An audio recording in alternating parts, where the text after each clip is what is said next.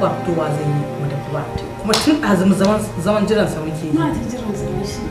Dakata ina kirkir sunan shi abon da zamu.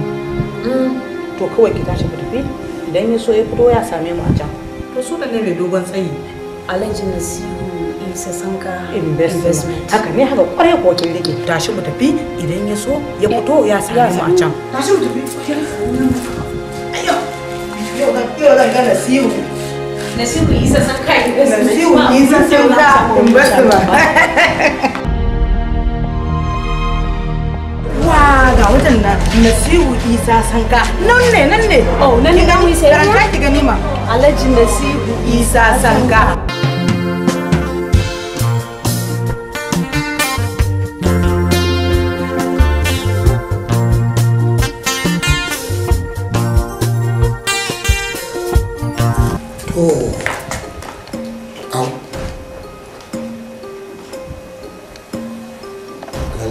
waɗannan tafiya suka bani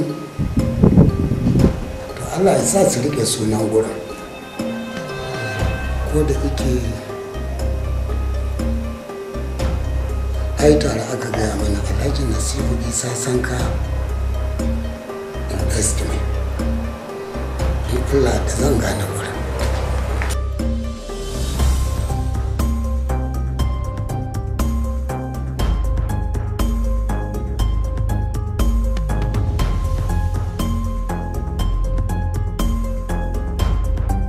Alhaji Nasiru Isa Sanka wallahi nan iyalai na suka zo.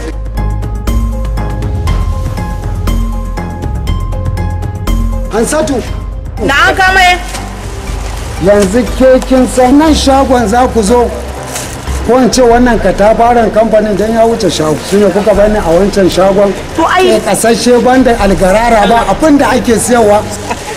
Kame ni ma biyowa ne kawai sai na ga an rubuta Alhaji Nasiru Sanka investment kuma nema nake yi shi za ina tuntube na fado shagon saboda ina da biki na kece reni kuma nan ake sai da kaya na kece reni na dinka na mutu kowa wajen bikin nan shine nake gaggawa har tuntube nake yi garin sauri shi sa ga ban jira ka ba ban tsamaye ka ba. Bari ki je in dai Sanka ce to ta zama zakarin gwajin dafi a duniya a komai.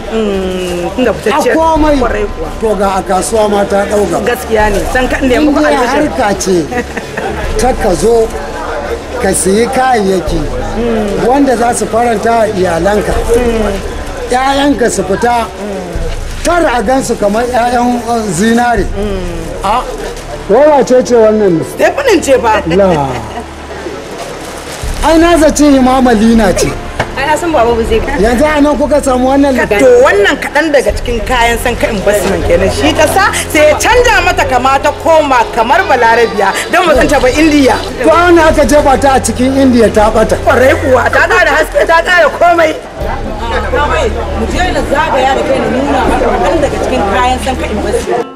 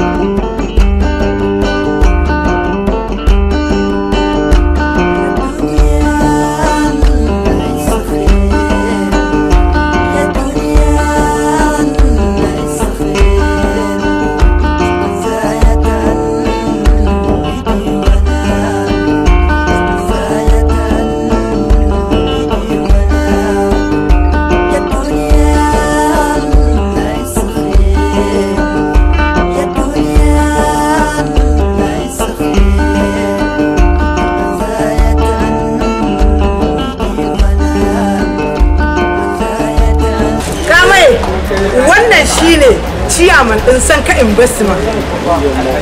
Alhaji Nasiru Isa Sanka ƙwarai kuwa shi ne. Ka gan shi nan damu ya ba ka mugunta.